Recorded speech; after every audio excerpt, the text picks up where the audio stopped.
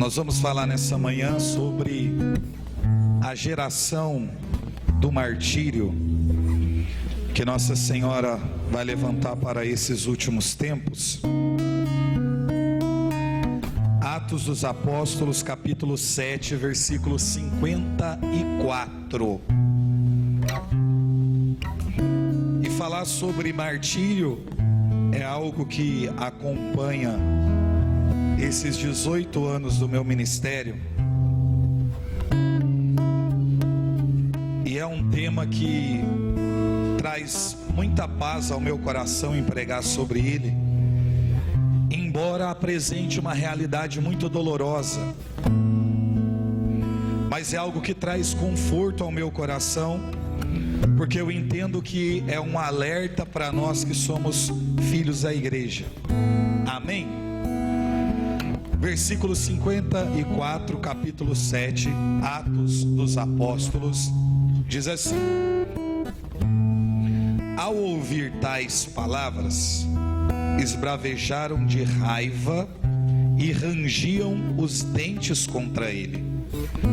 Mas, cheio do Espírito Santo, Estevão fitou o céu e viu a glória de Deus e Jesus de pé à direita de Deus. Eis que vejo, disse ele, os céus abertos e o Filho do Homem de pé à direita de Deus. Levantaram então um grande clamor, taparam os ouvidos e todos juntos se atiraram furiosos contra ele. Lançaram-no fora da cidade e começaram a apedrejá-lo. As testemunhas dispuseram os seus mantos aos pés de um moço chamado Saulo e apedrejavam Estevão, que orava e dizia: Senhor Jesus, recebe o meu espírito. Posto de joelhos, exclamou em alta voz: Senhor, não lhe leves em conta este pecado. A estas palavras expirou. E Saulo havia aprovado a morte de Estevão. Vamos aplaudir a palavra do Senhor.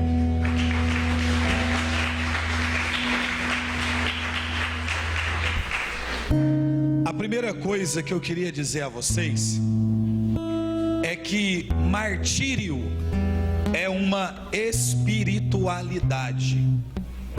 Martírio é a espiritualidade original da igreja primitiva. A espiritualidade da igreja primitiva é o martírio. Charles, quem são os mártires? Ou por que a necessidade de haver homens e mulheres que passem por esse viés? O mártir é alguém que já é escolhido por Deus desde toda a eternidade para este fim. Ou seja, as pessoas que vão morrer pelo martírio, elas já foram escolhidas por Deus. Amém? O martírio não é uma situação de ocasião. Se Deus não escolheu e a pessoa está prestes a vivenciar algo desse tipo, se não é uma escolha de Deus, não acontece. É assim que a Santa Mãe Igreja nos ensina. Então, o mártir, ele não é uma surpresa de momento, não, para os céus, para Deus. É uma surpresa para o povo e para ele mesmo. Por quê? Nem o homem que vai morrer por esse viés, ele sabe que isso vai acontecer com ele. Na verdade, a grande maioria dos homens e mulheres que morreram a fio de espada eram pessoas que não desejavam isso. A grande maioria dos homens que quiseram o martírio, pediram o martírio, não morreram por fio da espada. Por quê? Aprenda: martírio não está relacionado à disposição humana e nem a nossa coragem. Martírio é uma graça que Deus dá. Talvez a gente olhe e pense, não, uma pessoa para morrer decapitada, queimada, crucificada, ou de qualquer outra maneira, a pessoa tem que ser muito corajosa. Não, a coragem não é suficiente, irmãos, não é. Porque naquele momento é Deus quem dá a graça para que a pessoa suporte aquilo que está para acontecer. Então, o mártir é alguém escolhido por Deus desde toda a eternidade. O martírio na igreja é uma espiritualidade, e aqueles que morrem por esse viés recebem a graça de Deus para superar toda essa condição. Porque às vezes a gente olha para a condição do martírio e diz: Deus me livre, eu não quero morrer queimado, morrer decapitado, morrer crucificado ou de qualquer outra maneira. Mas não é uma capacidade nossa, não é uma aptidão nossa, é uma graça que Deus concede a essas almas, e tem um mérito. O mártir não passa pelo purgatório, irmãos.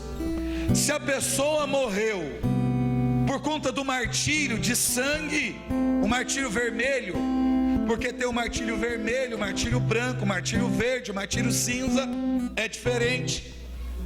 Mas quem morreu pelo martírio vermelho, derramamento de sangue, não passa, não visita purgatório. A pessoa ela vai diretamente para o céu.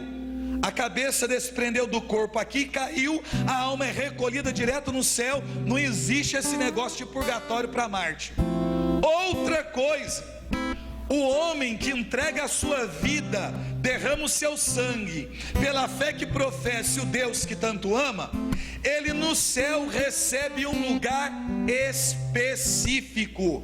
A Bíblia diz que o mártir é recebido diretamente no céu, e que eles ficam debaixo do altar no céu. Então é diferente. Existe um lugar específico para quem entrega a sua vida exatamente dessa forma. Uma outra condição: a grande maioria dos homens ao longo da história da igreja, principalmente no tempo do martírio vermelho, em que isso é relatado, os homens, a grande maioria que se ofereceram para o martírio, em um ato de bravura e de coragem, na hora negou. Porque não depende da nossa vontade, depende da graça que Deus nos dá. Então, se você tem medo, se você não quer, se dá até desespero em pensar, de repente você pode morrer pelo martírio, porque é uma graça, é uma graça, amém? Deu para entender isso? Martírio é uma espiritualidade, martírio é uma graça que Deus dá. E se Deus já escreveu que você vai morrer pelo martírio, não tem nada que vai mudar isso. Você vai morrer pelo martírio, a não ser que a nossa vida aqui terrena, ela não se desencadeie uma via de santidade. Aí a gente perde a graça. Mas é algo que Deus escolhe para as almas específicas, para poder deixar sobre a terra e no seio da igreja um legado. Nós olhamos aí no Antigo Testamento e vemos um homem chamado Eliezer ou Eliezer, que já era um senhor de idade, que foi persuadido a comer carne de porco. Mas segundo a lei dos judeus, a carne de porco é uma carne impura, portanto eles eram proibidos de comer carne de porco. O judeu, né, irmão? Porque o leitãozinho é bom, né? O judeu era proibido de comer a carne de porco, uma carne impura. Isso estava relacionado nas leis de Deus, do tempo. E ele foi persuadido a comer a carne de porco, e o que ele disse? Não quero, eu não vou fazer isso. Mas os seus compatriotas, sabendo que isso o levaria à morte, ele seria martirizado, no caso, a morte a peso de fidelidade, porque o primeiro martírio é o de Estevão, que nós lemos aqui, porque para que seja caracterizado martírio, é a partir do princípio da vida de Cristo, que é o mártir acima de todos os mártires, mas o primeiro dos filhos da igreja é Estevão a morrer por esse viés. Mas o homem que morre a peso de fidelidade do Antigo Testamento, parecido com essa dinâmica do martírio, né? Um deles é Eliezer. Aí ele é persuadido a comer carne de porco, preste atenção. Ele diz: não posso porque é contra a lei de Deus. Eu prefiro desagradar os homens e agradar a Deus, do que agradar os homens e desagradar a Deus. Eu preciso ser fiel. Os seus compatriotas, sabendo que isso o levaria à morte, e ele era uma pessoa muito benquista pelos seus irmãos, chegou para ele e fez uma proposta, disse: olha, o que vamos fazer? Nós pegamos um outro animal, assamos outro animal, e você vai e come a carne deste animal que não é o porco. Então, portanto, você está resguardado, porque se o problema é comer a carne de porco, se a gente prepara um animal que não é o porco, todo mundo vai ver você comendo a carne, vai pensar que você obedeceu, mas na verdade a carne não é de porco, é de outro animal. Ele disse: não quero, não é lícito de um homem da minha idade usar de tal fingimento. Irmãos, é fantástico. Já é um homem, um senhor de idade, e ele diz: eu preciso deixar um legado, porque o que os jovens vão pensar quando olharem para mim e ver que eu fui fingido? Eu preciso deixar um legado. Tanto que o texto falando sobre a morte de Eliezer diz que ele deixou para nós um memorial de virtude, alguém que não quis usar de fingimento. E a Bíblia ainda diz que ele se apresentou voluntariamente para o suplício. Não quero fingimento. E morreu de maneira atroz, justamente por conta dessa condição. Eliezer deixa um legado de pessoas que vão entregar a sua própria vida, acreditando na palavra do Senhor, nas leis de Deus e fazendo valer a fidelidade. Alguém pega uma água para mim, faz favor? A fidelidade. Irmãos, o que acontece?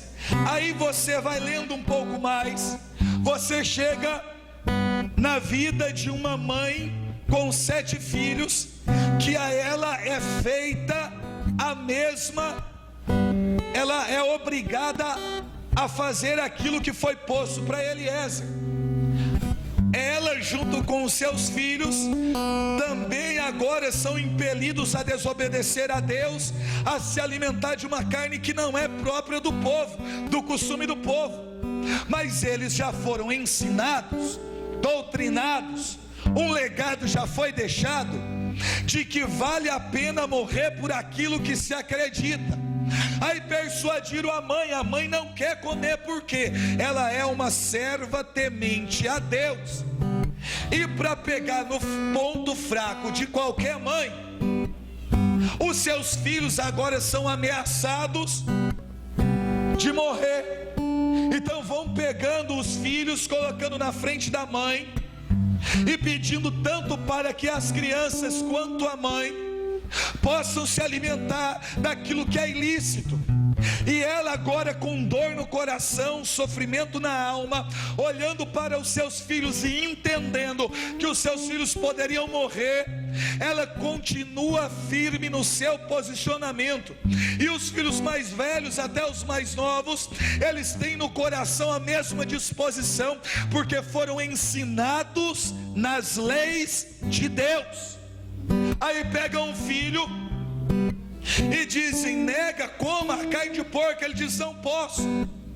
E aí começam a martirizar a criança, passam uma navalha da ponta da orelha sobre a testa até a outra, pegam um couro da cabeça e arranca puxando os cabelos para trás, furam os olhos, arranca a língua, corta parte dos dedos, arranca o tecido do corpo e joga dentro da fornalha. Aí todos vendo aquele suplício, pega outro filho que assistiu a cena e a mãe com o coração dilacerado. E o outro filho também vai dizer a mesma coisa: prefiro a morte. Eu prefiro a morte. Agora eu digo a você: qual mãe que suportaria ver uma cena atroz como essa? Irmãos, esses dias meu filho estava brincando na rede, balançando de um lado para o outro. Aí daqui a pouco caiu, cortou o queixinho, abriu um buraquinho aqui, ele tomou 2 pontos. Hora que eu olhei ele caído no chão, o sangue descendo, me deu uma aflição e um desespero fora do comum. Até minha esposa disse assim: calma, é um corte, sim, não vai morrer.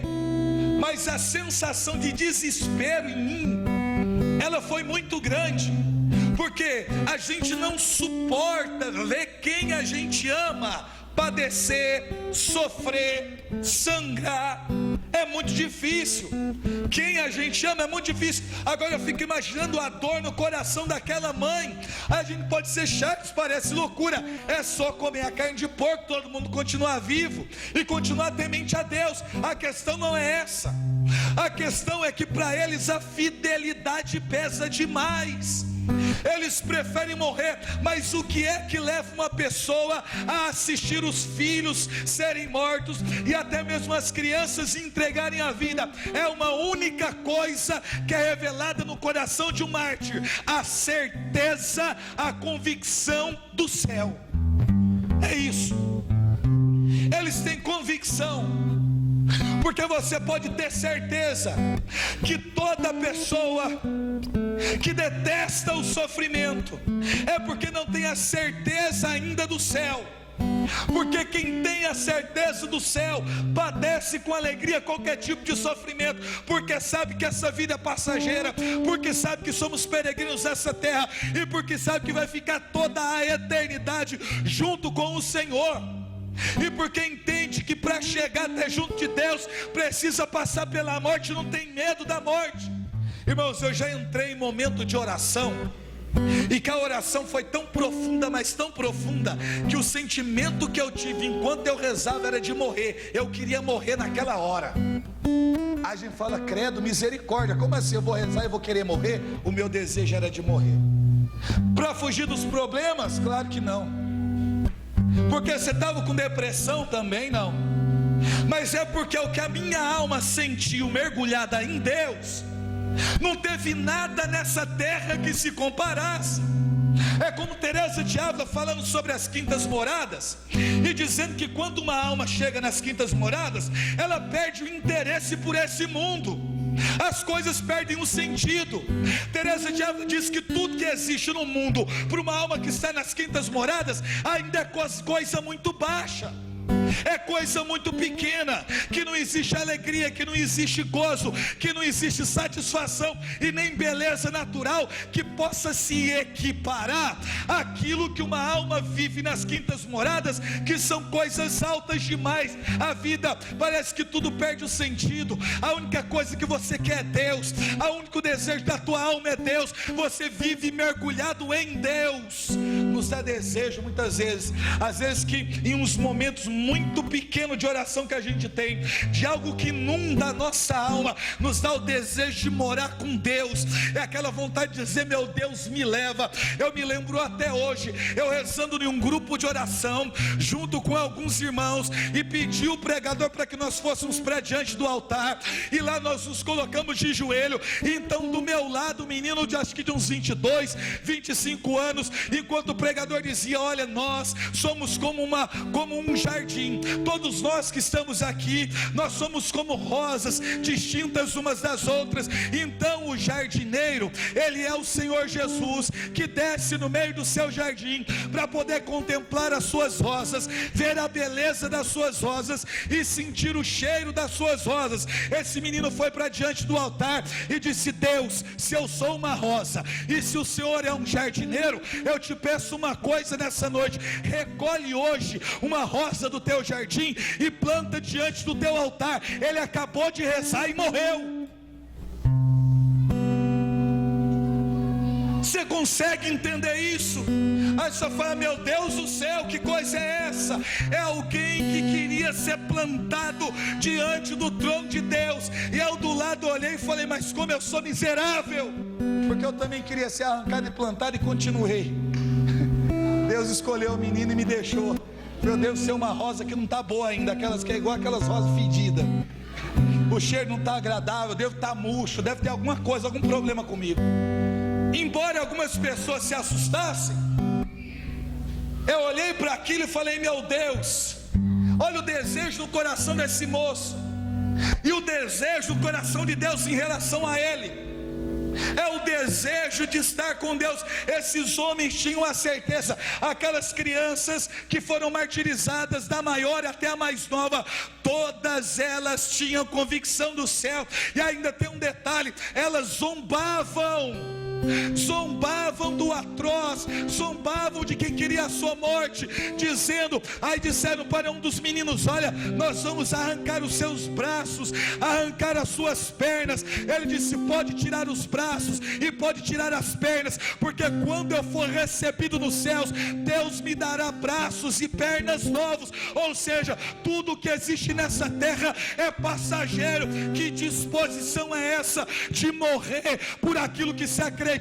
É como uma mãe que tem coragem de dar a vida pelo seu filho, é como um pai que tem coragem de dar a vida pelo seu filho. É a coragem que o filho da igreja tem de dar a vida pela igreja, pela doutrina da igreja, que tem a coragem de dar a vida pelo próprio Senhor e Salvador Jesus Cristo. É um amor incondicional que reside em almas como essas. Mas é assustador falar de martírio, porque a gente fala de martírio, o povo se assombra, porque a única coisa que o povo consegue ver é o que é morte, sangue, sofrimento, acusação, espada, decapitação, esse tipo de coisa. Somente aquilo que é horrível de forma aparente, só o que é horrível de forma aparente. Irmão, se entrasse alguém aqui, pedisse para você negar Jesus, e você não negasse Jesus, e alguém arrancasse a sua cabeça, sabe quem seria seu companheiro de céu? Estevão, o apóstolo Paulo, João Batista. Arrancaram a cabeça de João Batista e colocaram em uma bandeja. A cabeça do profeta valia mais da metade do reino. Apedrejaram Estevão, que nós lemos que no ato do apedrejamento via o céu aberto e Jesus de pé à direita de Deus. Arrancaram a cabeça do apóstolo Paulo. A tradição diz que com a cabeça fora do corpo, a cabeça de Paulo quicou 3 vezes no chão, e com a cabeça quicando, Paulo dizia: Jesus Cristo é o Senhor, Jesus Cristo é o Senhor, Jesus Cristo é o Senhor. E aonde a cabeça de Paulo bateu, nasceu uma fonte de água. Seria o seu companheiro de céu. Imagine você chegar no céu com a sua cabeça embaixo do braço. João Batista, Paulo, fala: fica tranquila, aconteceu com a gente a mesma coisa, seja bem-vindo, entra aqui, tem um espacinho reservado para você, afinal de contas a gente estava te esperando. E outra coisa, você demorou demais. É o desejo de dar a vida por quem se ama, por aquilo que acredita. O martírio não é simplesmente uma desgraça como muitos pensam. Não é isso. Às vezes a gente olha ainda nos noticiários, em alguns países, pessoas cristãs que estão sendo martirizadas. A gente fala: meu Deus, nossa, mas coitado deles, coitado, irmãos, coitado de nós que vai ficar no purgatório. Para eles é uma graça que foi direto para o céu. Para eles é uma graça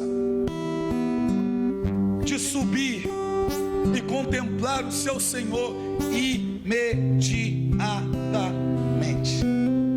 Nós olhamos aqui para Estevão, Saulo, que depois nós conhecemos como apóstolo Paulo, é quem aprova a morte de Estevão.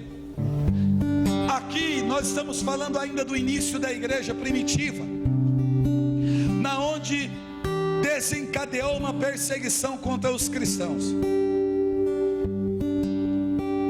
Presta atenção. No ano 54, que ano que eu disse? 54. Nero assume como imperador de Roma. No ano 54, Nero assumiu como imperador de Roma. Ele tinha 17 anos quando assumiu. Amém? Nero, 17 anos, imperador de Roma. Nero era um lunático, um desequilibrado. Quando uma pessoa assume o poder, muitas vezes ele usa dois caminhos para o domínio da massa. Primeiro, a manipulação através do discurso. Se isso não funciona, vai à base da violência. Mas quem é que vai obedecer um menino de 17 anos? Ele assume o poder, é novo demais. O povo olha para Nero, a sua manipulação não funciona. Então o que ele precisa fazer? Através da violência, que também vai ser um ato de manipulação, eu vou mostrar para esse povo que eu sou impiedoso, e eles precisam me obedecer à força. O que ele faz? Para dar um exemplo para o povo de que ele é uma pessoa impetuosa, mata a sua própria mãe. Nero mata a própria mãe para dizer para o povo: se eu não tive piedade, compaixão nem da minha mãe, imagine que eu não posso fazer com o resto de vocês. Nero manda matar a própria mãe para poder demonstrar poder, para poder manipular o povo. Nero olha para a cidade de Roma e não gosta do que vê. Não gostando do que vê, ele manda colocar fogo em Roma. Roma tinha na época 14 bairros. Dos 14 bairros que Nero manda colocar fogo, 10 foram completamente destruídos. O fogo durou 7 noites e 6 dias na cidade de Roma. Nero subiu para o alto da sua torre, colocou uma roupa engraçada, pegou uma lira, um instrumento de música, e os escritores dizem que Nero olhava para Roma incendiado, chorava, tocava a sua lira e dizia: como essas chamas são belas. Enquanto as pessoas morriam, as famílias eram destruídas. Nero pedia para que se trouxesse os cristãos, saía na sua sacada, amarrava os cristãos em postes, passava no seu corpo piche, colocava fogo no corpo dos cristãos ainda vivo, os cristãos gritando, o jardim sendo iluminado, e Nero chorando na sacada dizendo: como meu jardim é belo, como as minhas flores são belas. Dos 14 bairros de Roma, os 10 que pegam fogo em 7 noites e 6 dias de incêndio, os 4 que sobraram era povoado por judeus e cristãos. Aí o que Nero faz? Colocou a culpa do incêndio nos cristãos. Aí desencadeou uma perseguição. Contra quem? Contra os cristãos. Houve uma rebelião na Palestina e em Jerusalém, em Israel, por conta de uma sinagoga, de um templo sagrado que foi profanado em Cesareia Marítima. Aí foi mandado de Roma Tito Vespasiano para tentar conter toda aquela bagunça que estava acontecendo. A essa altura do campeonato ninguém suportava mais Nero. O Senado depois contra Nero, fizeram uma espécie de um impeachment, queriam tirar a vida de Nero. Nero foge para não morrer pela mão dos inimigos, mas na fuga ele se suicida. Nero se suicidou.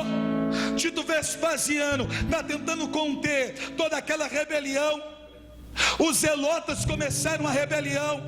Quando Tito Vespasiano vai para lá, começa a matar cristãos, matar judeus, profanar templo sagrado, incendiar a cidade. Isso é no ano 70 e acontece a maior de todas as diáspora. O povo judeu é arrancado do seu território, espalhado pelo mundo afora. Os judeus viveram esse período desde o ano 70 até o ano 1948. Só no ano de 1948, se eu não me engano, 14 de maio de 1948, que o povo judeu é reestabelecido no seu território, porque eles foram colocados para fora. Os cristãos que ficaram começaram a ser perseguidos. Na perseguição, os historiadores, como Flávio José vai dizer, que faltou madeira de tanta cruz que fizeram para crucificar os cristãos. Que as ruas da cidade, elas eram iluminadas pelo corpo dos cristãos que eram queimados.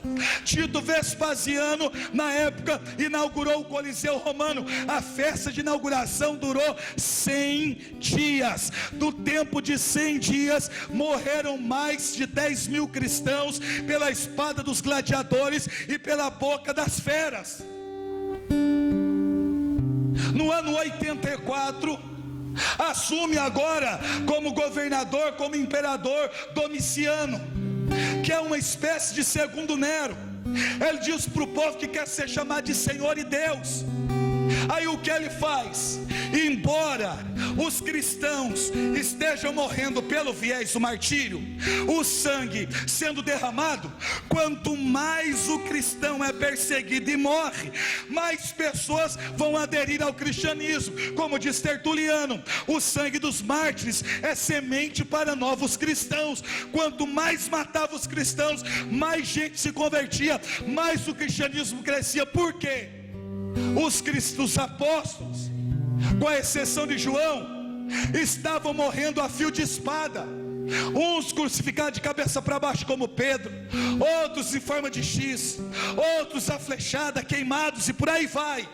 Os apóstolos foram morrendo, mas João permaneceu.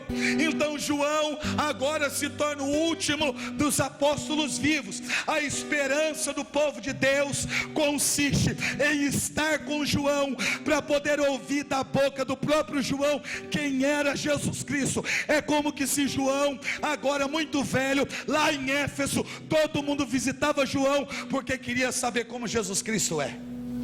Domiciano, incomodado com tudo isso, entende que se João morre, o cristianismo acaba, porque para eles era só uma loucura, uma seita. O que Domiciano faz? Manda deportar João de Éfeso para Pátimos. Pátimos significa solidão, era uma ilha. Ele não estava só fisicamente, existiam outras pessoas exiladas em Pátimos. Só que ali João não pode receber visita, ali João não pode rezar por ninguém, ali João foi colocado para morrer. Para quê? Para que o cristianismo não crescesse, para que o povo perdesse a sua referência, para que eles pudessem dizer: todos os homens que andaram com Cristo morreram. Aí João vai para a ilha da solidão, em Pátimos, entregue à morte para acabar com o cristianismo. Ele se põe em oração. Ele poderia dizer: Deus, que conversa é essa? João era o mais novo de todos os discípulos, virgem, considerado apóstolo do amor. Ele poderia ter dito: Deus, eu entreguei a minha vida para ti, vi todos os meus irmãos morrerem, só restou eu, e agora eu fui largado para morrer em uma ilha, estou exilado. Ele poderia reclamar, murmurar, mas o que João fez? Ele fez o que nós estamos fazendo num dia de domingo, que é o dia do Senhor. João pôs o seu joelho no chão e foi orar. Orando, ele teve algumas visões. Uma das visões que João tem é diferente daquela que ela teve. Por exemplo, Nossa Senhora aos pés da cruz. Quando João leva Nossa Senhora para a sua casa, ele está levando consigo uma mulher que traz uma espada de dor, transpassando a sua alma, lágrimas nos olhos, aflição no coração, por conta do que aconteceu com seu Santíssimo Filho.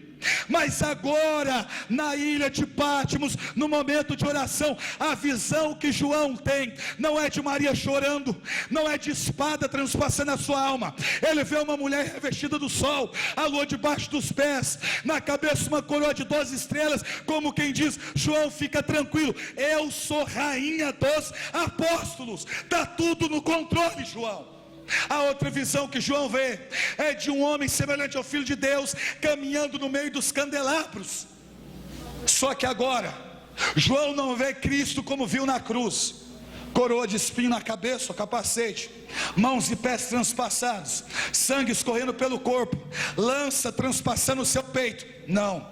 Sangue, não. Poeira, não. Lágrima, não. O que João vê? João vê o Filho de Deus caminhando no meio daqueles castiçais, no meio daqueles candelabros, como que se Jesus dissesse para João: daqui para frente, João, só existe um meio das pessoas elas terem a sua fé alicerçada, é me procurarem assim como você me procurou. Onde João encontrou Jesus caminhando no meio dos 7 castiçais, que representam as 7 igrejas da Ásia. O que Jesus está dizendo? Para que o cristão, para que o filho, ele possa me encontrar, daqui para frente só existe um lugar na igreja, não tem outro, João. Aquilo que João vê na ilha de Patmos é justamente isso. Quando João agora está ainda mais velho, é arrancado do exílio, levado para uma colina. Os cristãos do mundo inteiro querem conhecer João. Sabe qual foi o fim de João? Em cima de uma colina, pegaram uma cadeira, levaram para o alto da colina.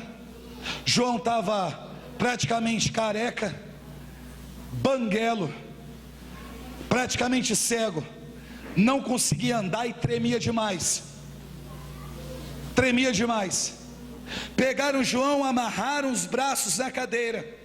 Ele não tinha forças para pôr a cabeça de pé, não enxergava ninguém, estava babando demais, tremia demais.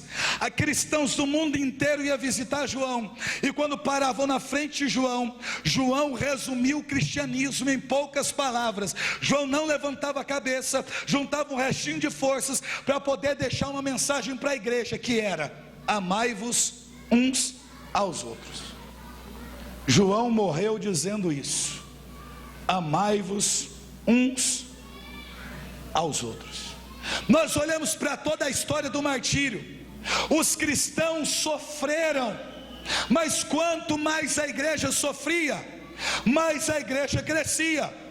Quanto mais cristãos morriam, mais cristãos apareciam, porque essa é a semente do derramamento de sangue, irmãos. Nós, nos tempos atuais que nós vivemos, nós não podemos abandonar a Santa Mãe Igreja, porque se nós fizermos isso, nós estamos pisando e cuspindo sobre o sangue dos mártires.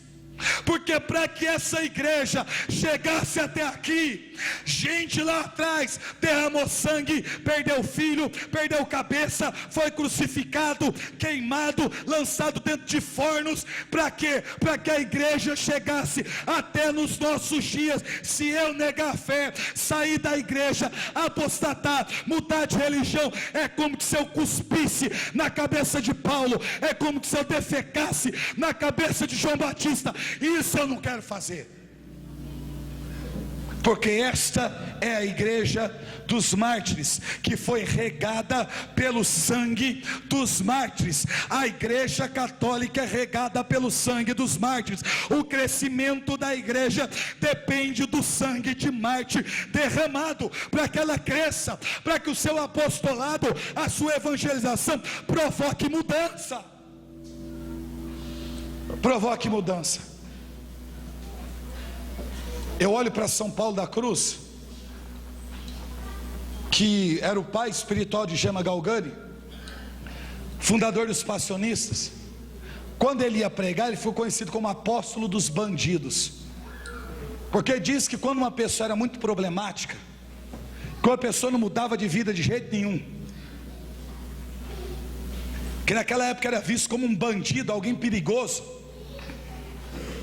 Paulo da Cruz era um padre, e as pessoas diziam: olha, para aquela alma, só o padre Paulo, só ele vai resolver, ninguém mais resolve. Era um homem que pregava em praça pública, era um homem que repreendia a chuva para que os cristãos pudessem ouvir a pregação. Era um homem que, quando pregava sem microfone, a sua voz chegava a 3, 4, 5 quilômetros de distância e convertia os ouvidos que ouviam a pregação. Um dia, o padre Paulo pregando, o povo assombrado com a pregação, ele pegou uma coroa de espinhos, pôs na cabeça e puxou, e o rosto sangrava, e ele pregava.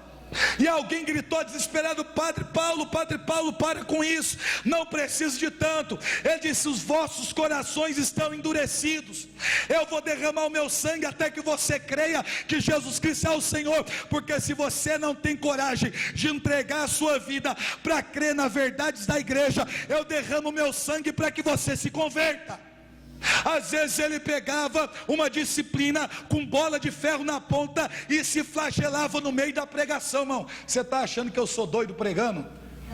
Imagina um cara pregando para você, põe uma coroa de espinho puxando, dizendo: vai converter ou não? Vai converter ou não? Vai converter ou não? Ele se flagelava com a disciplina.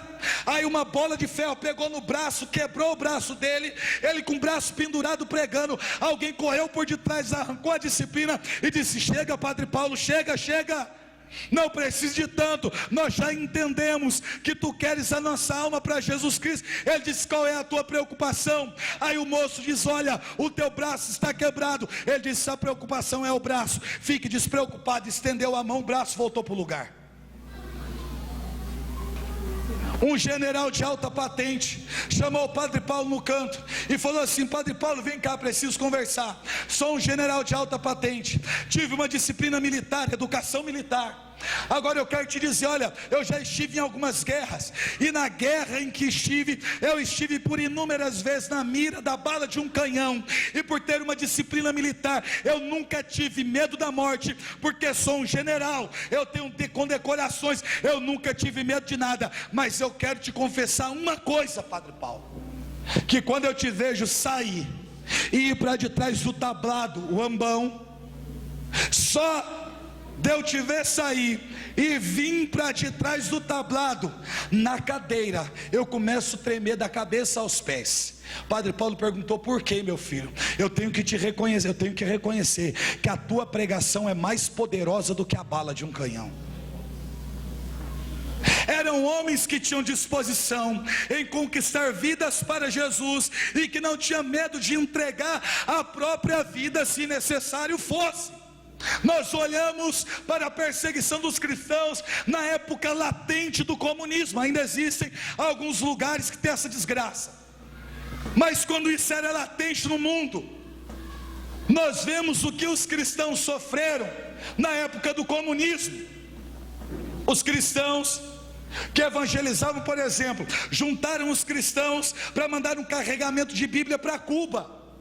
Aí sabe o que foi que aconteceu? Pegaram aquelas Bíblias que chegaram em Cuba, arrancaram a capa da Bíblia, mandaram fazer pulseira de relógio com a capa de couro, e pegaram a Bíblia e incendiaram a praça para dizer: aqui Jesus Cristo não é bem-vindo.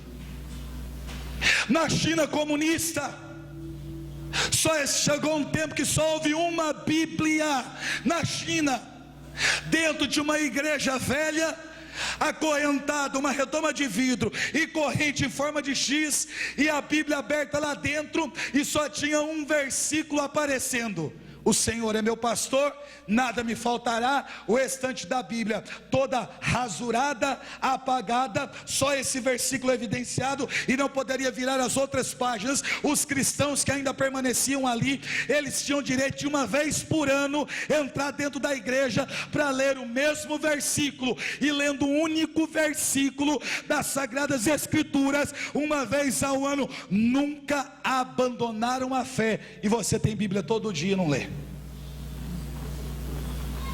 É justo? Isso não é justo. Homens que morreram para dar vida por aquilo que acredita, e essa geração, ela é oportuna, que Nossa Senhora quer levantar. Sabe por quê? Porque existe um mal em nosso meio. A gente olha, para os cristãos, sobretudo os jovens, e aqui eu vou puxar a orelha da juventude, vai para o encontro, conhece Jesus, é aquela loucura, aquela forma frenética, aquela busca desenfreada, aquele desejo de conquistar o mundo, mas se arrumar um rabo de saia, sai da igreja. Se a namoradinha deixar, sai da igreja. Se o fulano não cumprimentou na entrada do grupo de oração, já não quer mais estar na igreja. Se é um povo volúvel, de espiritualidade fraca, que não tem coragem de honrar aquilo que professa, fala de manhã uma coisa e à noite está dizendo outra. Que tipo de gente é esse que nós temos na igreja? Eu não vou na missa porque o padre é chato. Eu não vou na missa porque fulano da igreja não presta. Eu não vou no grupo de oração porque lá o coordenador não fala comigo. Já vai tarde. Sai fora, vai embora, caça o que fazer. Porque a gente está nesse negócio de ficar alisando. Deus está procurando guerreiros nos nossos dias, gente com coragem da vida.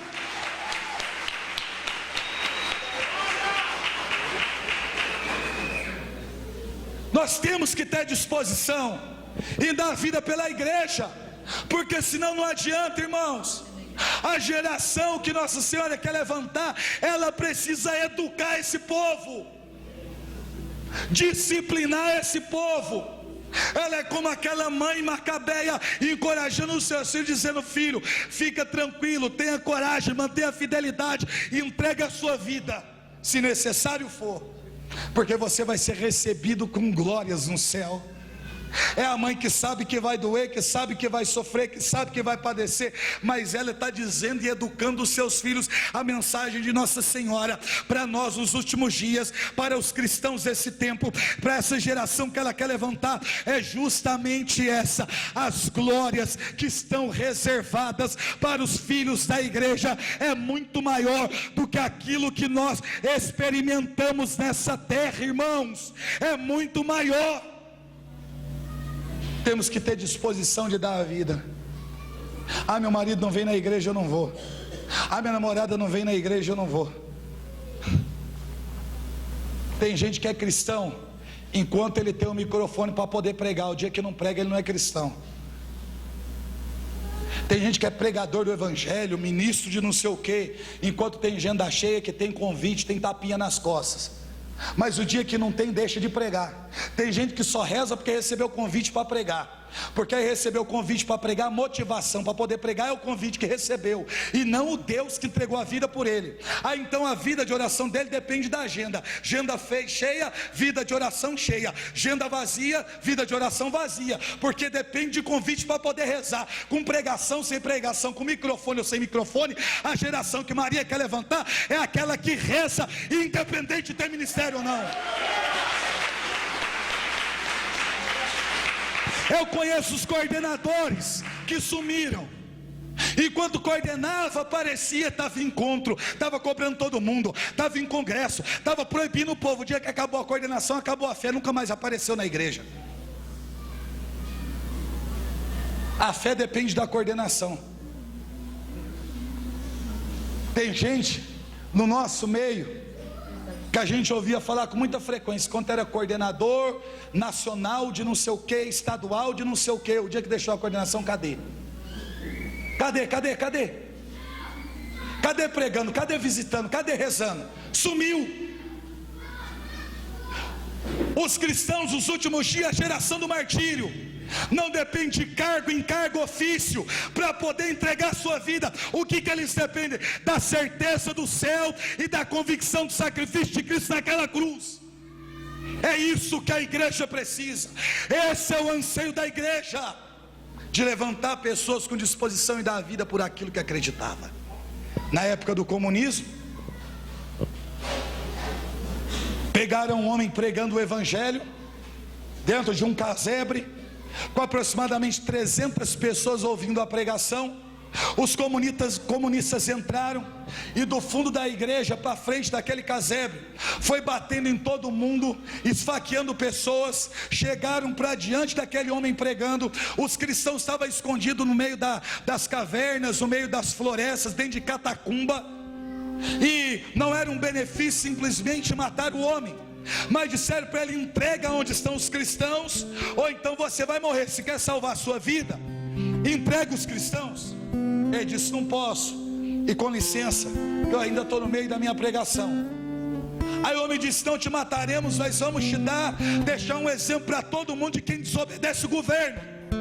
Pegaram aquele homem, mais de 10 soldados, e bateram nele, derramaram o sangue dele, quebraram o braço dele, e foram saindo. Quando os comunistas saíram, ele se levantou com dificuldade, apoiou em cima do ambão, com o braço pregado, arrumou a sua roupa, levantou a cabeça e disse: bom, gente, aonde é que nós estávamos antes de sermos interrompidos? E continuou pregando o evangelho. Homens que naquele tempo não tinham medo do diabo. O missionário dentro de casa, deitado com a esposa no quarto, um barulho terrível na sala. A mulher disse: amor, vai na sala, porque tem bandido. Ele disse: não vou. Vai na sala porque tem bandido. Não vou. Quebrou tudo, janela abrindo coisa, batendo. A mulher gritando no quarto, disse: vai na sala, porque tem gente na sala. O homem saiu sonolento, missionário, homem de vida de oração. Chegou lá e viu um homem sentado no sofá, um chapéu preto. Ele olhou e falou: quem é? Aí o homem respondeu: eu sou o diabo. Aí o missionário falou: ah, pensei que era alguém importante, pode ficar aí que eu vou voltar a dormir. Homens que não tinham medo. Um moço nos Estados Unidos chamado Morgan Freeman diz que o demônio apareceu para ele querendo tirar a sua vida. Fez uma proposta: olha, no combate que vamos travar, quem vencer, quem perder o combate, vai ser servo do outro.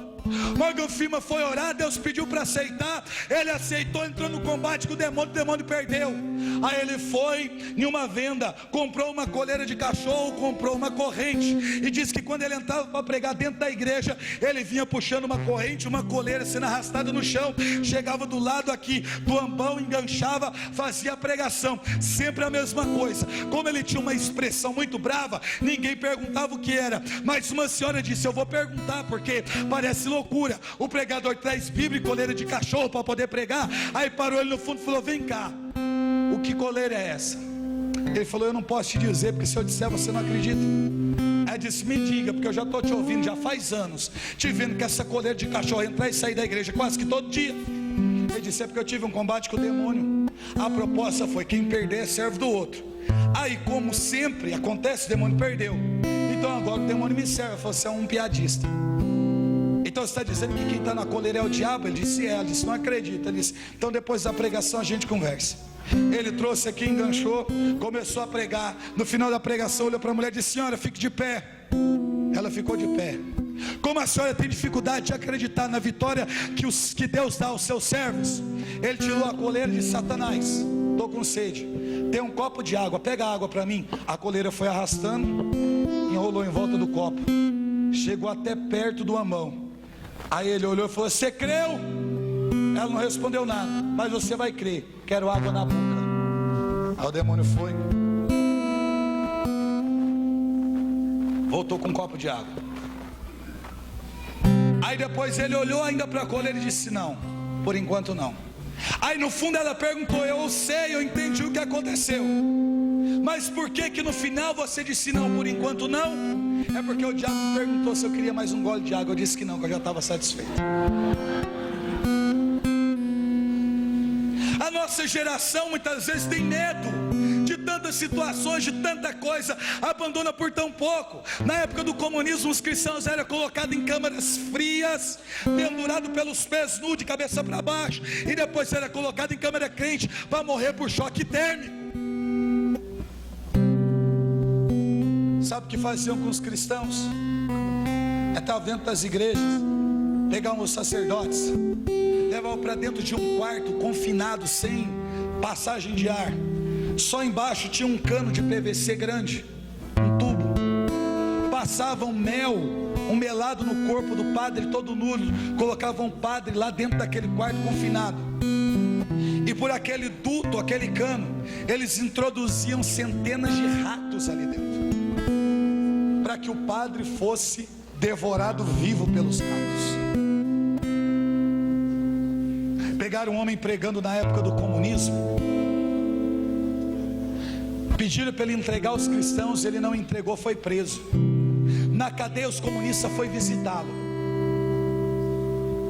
Na hora da visita, disseram para ele: entrega os cristãos. Ele disse: não posso. Se você não entregar os cristãos, vão matar a sua mulher. Trouxeram a mulher, ele ajoelhado, segurado na grade, a mulher do lado de fora. Ele disse: não posso.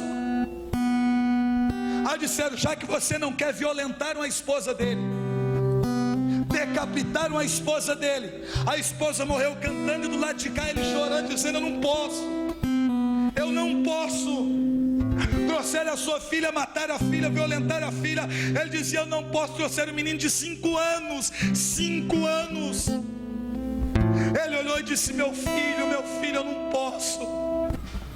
E a criança dizia: papai, papai, papai. E os comunistas batiam no rosto do menino, e o sangue voava no rosto do pai. O pai, não aguentando o sofrimento, disse: chega, chega, eu vou dizer onde estão os cristãos. O menino chegou perto, segurou na mão do pai e disse: papai, aguenta firme, porque eu prefiro morrer do que viver sabendo que eu tive um pai covarde.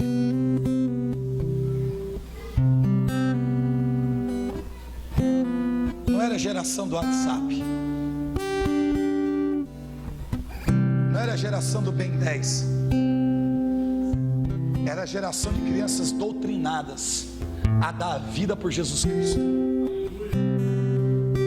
de jovens doutrinados a dar a vida por Jesus Cristo, de ancião doutrinado a dar a vida por Jesus Cristo.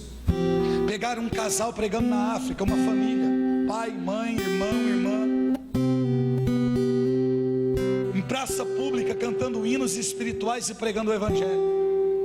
Mataram primeiro o pai, abusaram sexualmente da mãe, mataram a mãe, pegaram o menino, mataram o menino. E enquanto todo mundo morria, uma menina de 12 anos cantava, pulava e louvava a Deus. Pegaram ela e disseram: que loucura é essa? Ou você diz em alto e bom som que você nega Jesus, ou vamos fazer contigo o que fizemos com a tua família. Ela não respondia nada, somente cantava e dizia que Jesus era o Senhor. Aí pegaram um alicate, puxaram a língua dela para fora e passaram a navalha. Ela deu um grito, a boca encheu de sangue. Aí disseram: louva a Deus agora que queremos ver. Ela enfiou a mão dentro da boca, correu para uma parede branca e escreveu com sangue da boca: Jesus Cristo é o Senhor.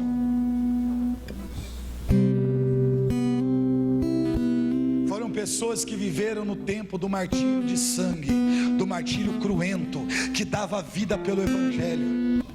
Hoje, se chove, o povo não vem na igreja. Se faz frio, o povo não vem na igreja. Se está calor demais, o povo reclama porque está quente demais. Se a cadeira é desconfortável, reclama que a cadeira é desconfortável. Se o padre é bravo, reclama porque o padre é bravo. Se o coordenador não visitou, reclama porque o coordenador não é pastor. Irmãos, para, chega. Chega. A geração que Nossa Senhora quer levantar para os últimos dias é diferente. Independe de circunstância, independe de ocasião. Tenha certeza no coração e a garantia do céu. E sabe que Deus dá a graça no momento derradeiro para suportar todos os problemas e todas as adversidades. Teve um dia, vou contar rapidinho, que eu achei que eu ia ser um mártir. Eu fui numa missão no Rio de Janeiro, num lugar chamado Complexo da Maré. Eles tinham pacificado o Morro do Alemão. Estava começando a pacificação no Complexo da Maré. Na minha diocese eu peguei 15 jovens com muito custo, porque as mães diziam que eu estava levando a molecada para uma missão suicida. Peguei só gente maior de idade. As mães, as famílias se revoltaram comigo, porque eu disse que eu estava levando os filhos deles para a morte.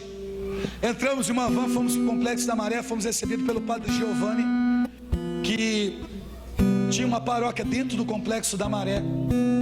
Uma bagunça dentro da Maré. Lá estava dividido por duas facções, comando vermelho e terceiro comando dividido por um corpo chamado faixa de Gaza. Nós somos orientados a não ir com roupa nem vermelha nem amarela. Vermelho a cor do comando vermelho, amarelo a cor do terceiro comando. Se eu entro de vermelho do lado do terceiro comando eu morro, se eu entro de amarelo do lado do comando vermelho eu morro. Então camiseta branca, roupa preta ou roupa cinza, menos roupa colorida. Já houve a tensão de os meninos que foram comigo nunca tinham experimentado esse tipo de missão, até porque é uma coisa bem atípica. Só que lá tudo é muito acentuado. Fomos recebidos na paróquia. Lá tem o Instituto Preciosa Vida. As mulheres não podiam ficar porque era uma espécie de um seminário. Aí as meninas foram mandadas para outro lugar próximo da faixa de Gaza. As meninas num lugar, os homens no outro. O padre tinha saído, voltava só depois de 3 dias. Aí eu falei, nós temos 15 dias para evangelizar. 3 dias que a gente perder é a alma que a gente deixa de ganhar. Aí eu conversei com os meninos e falei, vamos sair, bora sair. Ah, mas e se a gente morrer? A gente veio para cá para quê? Para salvar vidas, com disposição de morrer se necessário for. Se ninguém for, eu vou. Aí os corajosos foram junto comigo. Na verdade a galera toda foi. Dividimos de 2 a 2, homem e mulher, casa em casa, evangelizando, dizendo todo dia à noite, lá na capela tal, vai ter um louvor que a gente vai fazer, um grupo de oração. Depois de 15 dias vai encerrar com a missa e devoção a São Miguel, que o padre realiza na Maré. E toda aquela divulgação, evangelização. Primeiro dia tranquilo, segundo dia tranquilo, terceiro dia eu na esquina com a Rubens Vaz. Alguém põe uma pistola na minha cabeça, um fuzil na minha cintura, a gente é parado no meio do esquina. O dono da favela te chama. Nós estávamos evangelizando do lado do comando vermelho. Do lado do terceiro comando nós não fomos permitidos entrar. O Complexo da Maré é um aglomerado de favelas. Dentro de um complexo só, aproximadamente 300 mil habitantes. Aí foi levado para a casa do rapaz, a casa da mãe dele. Chega lá, ele sentado em uma poltrona, me trouxeram gente armada. Ele perguntou: o que você está fazendo aqui? Evangelizando. Qual a autorização de quem? Eu sou o dono da favela. Ninguém faz nada aqui sem a minha autorização. Eu falei: eu vim pregar o evangelho. Ele falou: garoto, você tem noção que cada pessoa que você tirar do tráfico é prejuízo para mim? Eu falei: tenho, mas é assim, você faz seu papel, eu faço o meu. Ele falou: você pode morrer. Aí eu dei um passo, outro, olhei nos olhos dele e falei assim: você é feliz? Ele falou: como assim? Eu tenho tudo que eu preciso. Eu falei: não, estou perguntando se você é feliz. Ele disse: eu tenho dinheiro, tenho carro, tenho tudo que eu preciso. Eu vou responder sua pergunta: você não é feliz, e olhando para você eu te vejo acorrentado por demônios. Nós fizemos uma oração por ele. Nós tínhamos pego esses DVDs de testemunho que eu tenho para distribuir de graça na favela. Fizemos um monte. Aí eu peguei e dei para ele um. Falei: queria que você visse aquele. Estou indo viajar com a minha noiva. No meu carro tem um DVD portátil, porque a gravação estava em DVD, não estava em CD, em áudio como está. Ele falou: na viagem eu vejo. Achei até que ele não ia ver. Liberou o resto da evangelização. Ficamos uns 15 dias ainda evangelizando naquele lugar. Aí quando acabou a evangelização, acho que no penúltimo dia, um rapaz do comando vermelho matou um menino de 12 anos do terceiro comando. Houve um tiroteio ali na faixa de Gaza. As meninas em uma casa, essas amontoadas em cima da outra, as paredes da casa tudo perfuradas de balas, tudo deitado no chão, tudo em estado de choque, de pânico. Quando acabamos a missão, eu fui para uma missão no Paraná, lá próximo de Foz do Iguaçu, divisa com Paraguai e Argentina. Aí o padre me mandou, uma moça da comunidade me mandou uma mensagem que o padre tinha mandado para ela. A mensagem foi assim: que o dono da favela, que comandava o comando vermelho dentro do Complexo da Maré, portanto era um dos bandidos mais procurados e perigosos do Rio de Janeiro. Ele procurou o padre depois que voltou de viagem. Disse: padre, eu vim aqui pedir um favor para o senhor. Eu quero que o senhor me tire de dentro da favela. O padre perguntou por quê. Porque aquele menino foi lá em casa e me deixou um DVD para eu poder assistir. Eu olhei o DVD dele, vi o que Deus fez na vida dele, e eu passei a acreditar que se Deus mudou a vida dele, pode mudar a minha vida. Mas para eu sair da favela eu tive que passar o ponto. E eu tentei passar para mais outros 4 traficantes. Os 4 viram o mesmo CD, mudar de vida. Então tá eu e mais 4 amigos abandonando o tráfico de droga no Rio de Janeiro. Eu pensei que eu ia ser Marte.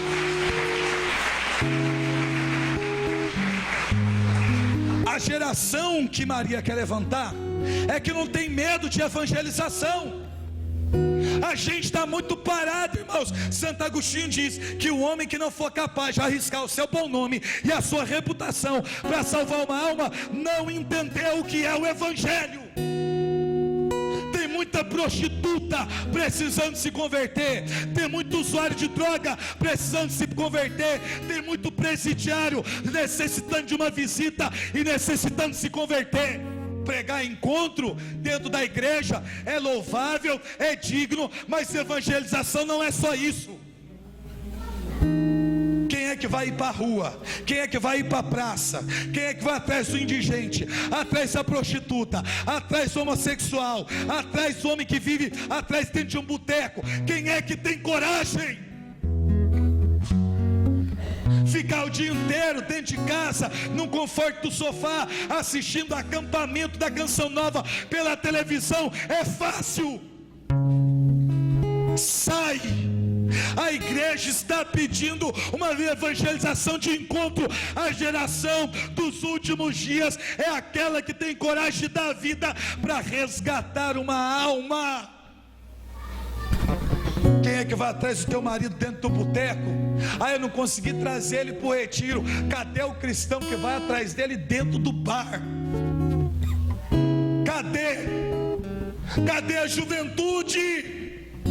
Cadê os corajosos? Cadê alguém para pegar um telefone e ligar para aquela pessoa que tanto necessita? É fácil.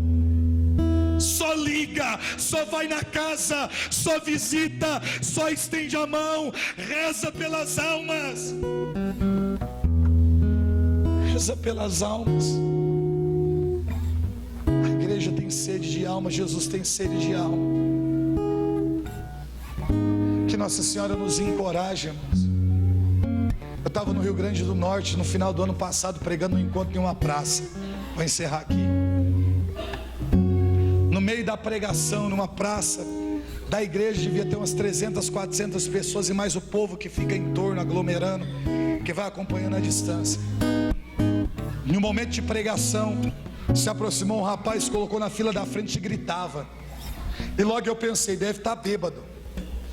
E eu, como tenho um tom de voz alto, forcei ainda mais a voz para que o grito dele não aparecesse. E fui pregando, tipo uma disputa, né? Ele gritando e eu gritando no microfone. E como eu estava com o microfone, a minha voz ficava mais ressaltada. E chegou uma hora que eu vi que ele estava desesperado. Aí ele chegou perto de mim e falou: chega, fica quieto. O palco era mais ou menos dessa altura, eu em cima do palco pregando.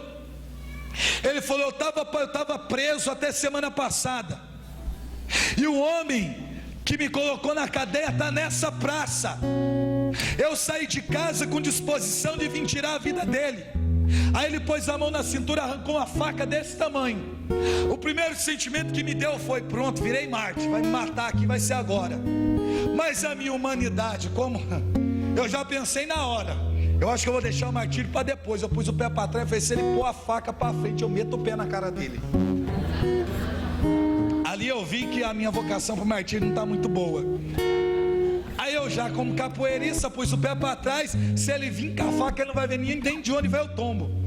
Ele falou: a faca está aqui, eu ia matar ele. Mas quando eu vi a pregação, Deus tocou o meu coração, eu me arrependi. E quero dizer que eu não quero mais tirar a vida de ninguém. Aí eu falei: põe a faca em cima do palco. Ele colocou. Eu ajoelhei, segurei na mão dele, olhei no olho dele e falei assim: não é a faca que eu estou querendo. Ele falou: e o que é que você quer? Eu falei: eu quero a tua alma para Jesus Cristo. Ajoelha que a gente vai rezar. Eu abracei ele, rezei com ele. A mulher chegou desesperada.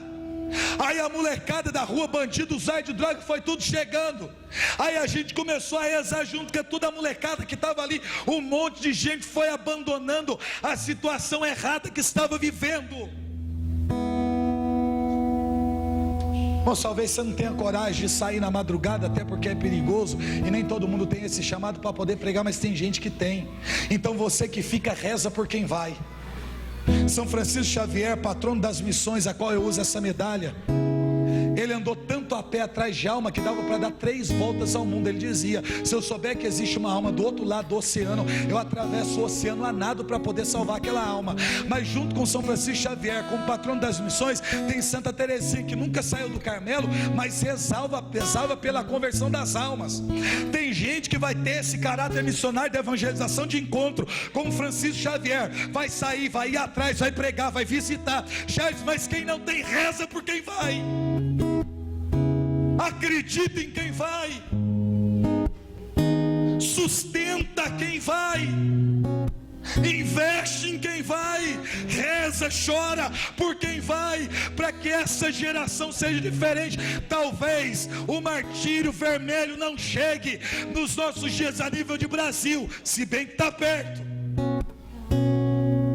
Rio Grande do Norte, canonizado mais de 30 mártires. Rio Grande do Norte.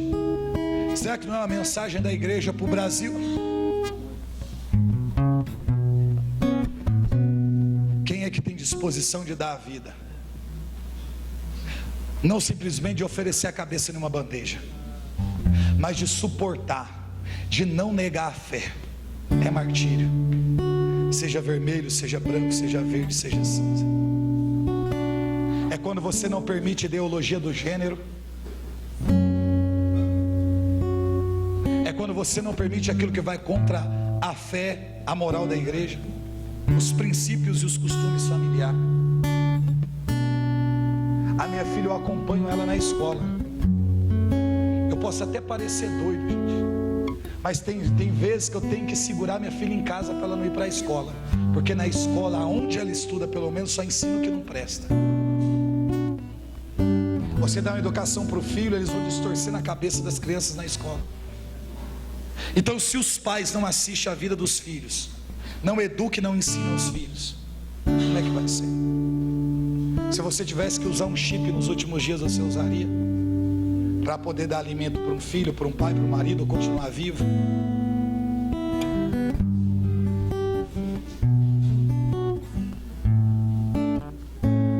Eu olho para uma santa como Alexandrina da Costa de Balazar, como Santa Maria Gorete, que para não perder a pureza, uma preferiu morrer e outra se lançar de um lugar alto, para não perder a pureza. Nossos valores enquanto cristãos católicos são inegociáveis. Não existe governo e nem ninguém que pode mudar isso. Se necessário a gente tiver que morrer, que a gente morra, mas que a gente não aceite essa condição. Fique de pé para a gente rezar e se preparar para a Santa Missa. Isso. Pode deixar aí mesmo na página, eu vou mudar.